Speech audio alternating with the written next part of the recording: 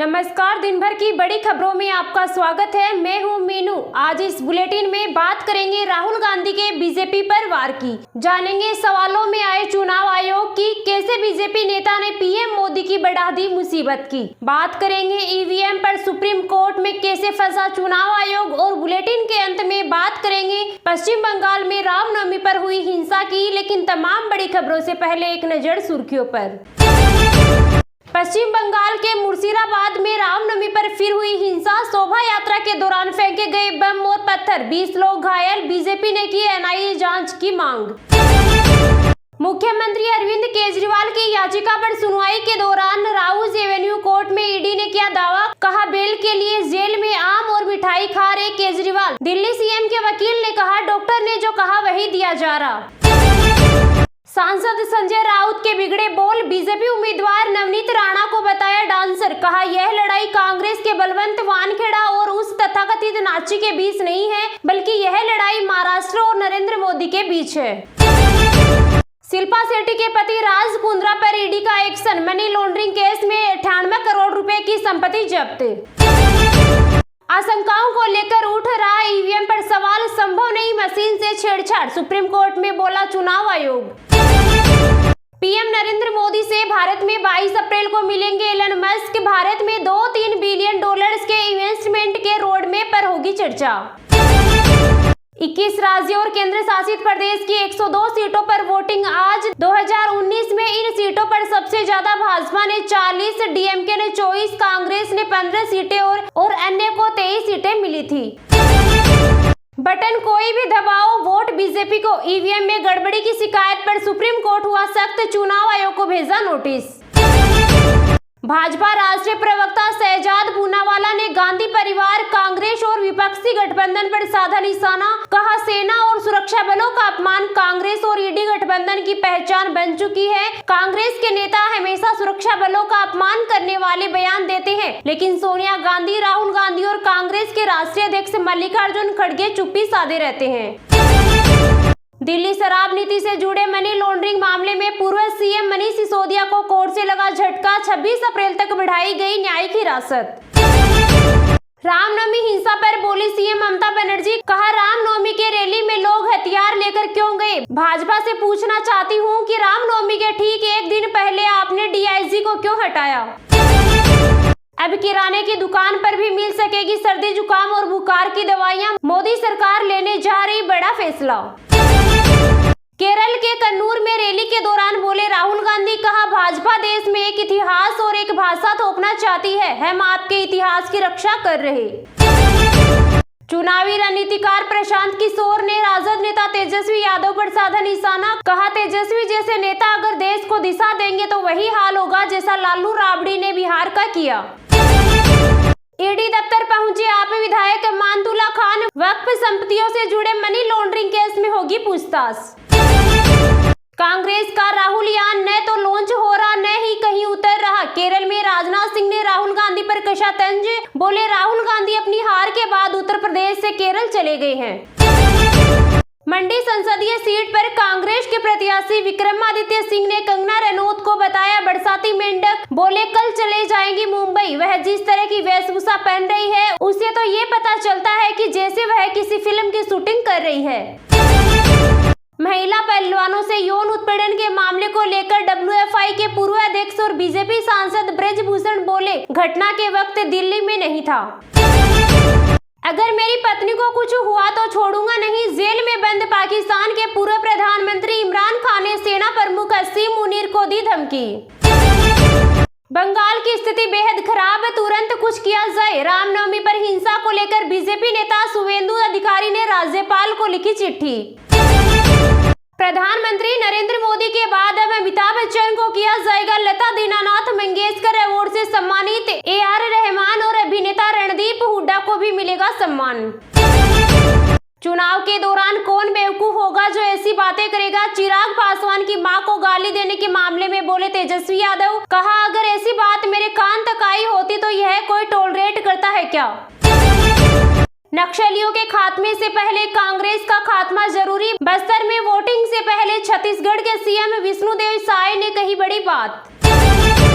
केंद्रीय मंत्री नितिन गडकरी बोले किया तो मुझे वोट न दे, नागपुर की जनता को परिवार बताया, 101% जीत का किया दावा।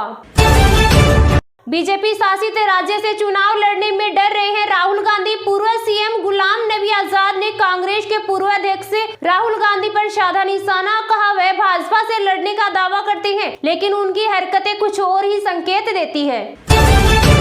केरल के एल्लापुझा में बर्ड फ्लू फैलने से मचा हड़कंप, प्रशासन ने लिया घरेलू पक्षियों को मारने का फैसला। चुनाव आयोग ने हैदराबाद में 5.41 लाख से ज्यादा वोटरों के नाम लिस्ट से काटे, ओवैसी माधवी लता है मुख्य मुकाबला। यूएनएससी में भारत को मिलेगी स्थायी सदस्यता, एलन मस्क के समर्थन के बाद अब अमेरिका ने भी दी प्रतिक्रिया। ईरान के कब्जे वाले जहाज पर सवार भारतीय महिला कैंडिडेट की हुई घर वापसी, विदेश मंत्री जयशंकर ने बताया मोदी की गारंटी। 1 मई से नहीं मिलेंगे मेकर कंपनी OnePlus के स्मार्टफोन, पूरे भारत में बंद हो सकती है बिक्री। सलमान खान फायरिंग केस में एक और संदिग्ध पकड़ा गया, गोलियां चलाने वाले शूटर के संपर्क में रहा। ये तो थी सुर्खियां, अब जानते हैं आज की कुछ महत्वपूर्ण खबरों को विस्तार से। केरल के कन्नूर में रैली के दौरान बोले राहुल गांधी, कहा भाजपा देश में एक इतिहास और एक भाषा थोपना चाहती है, हम आपके इतिहास की रक्षा कर रहे। राहुल गांधी केरल के कन्नूर में रैली कर रहे हैं। उन्होंने कहा कि कांग्रेस और यूडीएफ देश की विविधता को स्वीकार करते हैं, हम विभिन्न भाषाओं, अनगिनत परंपराओं, अलग अलग इतिहासों और सबकी अलग अलग अभिव्यक्तियों को स्वीकार करते हैं। भाजपा देश में एक इतिहास, एक राष्ट्र और एक भाषा को थोपना चाहती है। उदाहरण के लिए अगर आप केरल से मलयालम को हटा दें तो एक माँ अपने बच्चों को इस महान भूमि का इतिहास कैसे समझेगी, हम इसी की रक्षा कर रहे हैं। कन्नूर की रैली में राहुल गांधी ने कहा कि कोविड के समय लाखों लोग अस्पताल में मर रहे थे, ऑक्सीजन नहीं थी, वेंटिलेटर नहीं थे। प्रधानमंत्री कह रहे थे कि थाली बजाओ, अब भी लोग मर रहे हैं। मैं मणिपुर गया और कुकी और मैतेई दोनों समुदायों से मिला, वे एक दूसरे से बात नहीं कर रहे हैं। वहाँ सरकार कह रही है कि हमने नियंत्रण खो दिया है, हमें कुछ नहीं पता क्या करना है। प्रधानमंत्री देश के एक राज्य का एक दौरा तक नहीं करते, क्या वे वहाँ जाकर लोगों से बात नहीं कर सकते थे?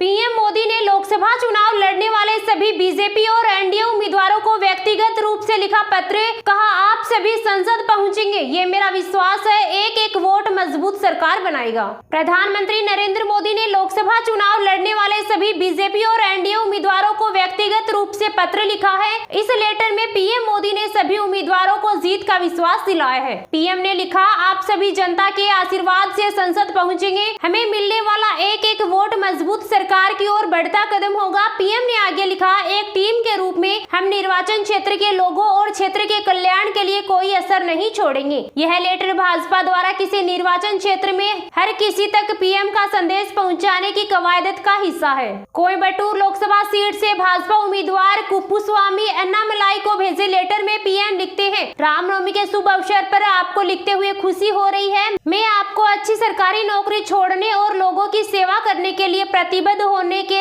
आपके निर्णय पर आपको बधाई देता हूं। आप तमिलनाडु में भाजपा की जमीनी स्तर पर उपस्थिति को मजबूत कर सकते हैं। आपके कानून प्रवर्तन, शासन और युवा सशक्तिकरण सहित महत्वपूर्ण मुद्दों पर जोर देने में वास्तव में महत्वपूर्ण भूमिका निभाई है। जनता के आशीर्वाद से मुझे विश्वास है कि आप संसद तक पहुंचेंगे। आप जैसे टीम के सदस्य मेरे लिए बहुत बड़ी संपत्ति है। पीएम ने आगे लिखा, इस लेटर के माध्यम से मैं आपके निर्वाचन क्षेत्र के लोगों को बताना चाहता हूं कि यह कोई सामान्य चुनाव नहीं है। लोग कांग्रेस के 5-6 दशकों के शासन में जिन कठिनाइयों से गुजरे हैं उन्हें याद होगा। पिछले 10 सालों में समाज के हर वर्ग में जीवन की गुणवत्ता में सुधार हुआ है। इनमें से कई परेशानियां दूर हो गई है, फिर भी अभी भी बहुत कुछ किया जाना बाकी है और बेहतर जीवन सुनिश्चित करने के हमारे मिशन में यह चुनाव निर्णायक होगा।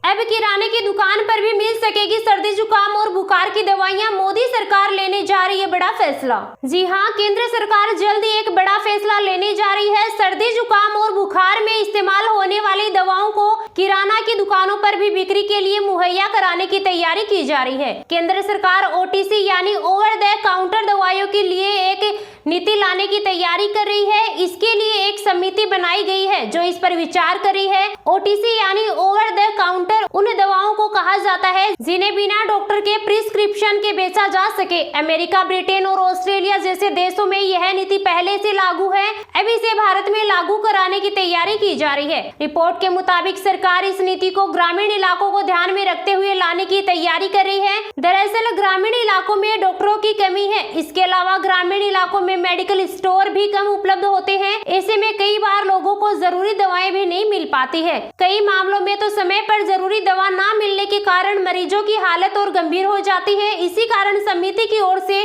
ओटीसी को लेकर सुझाव दिया गया है।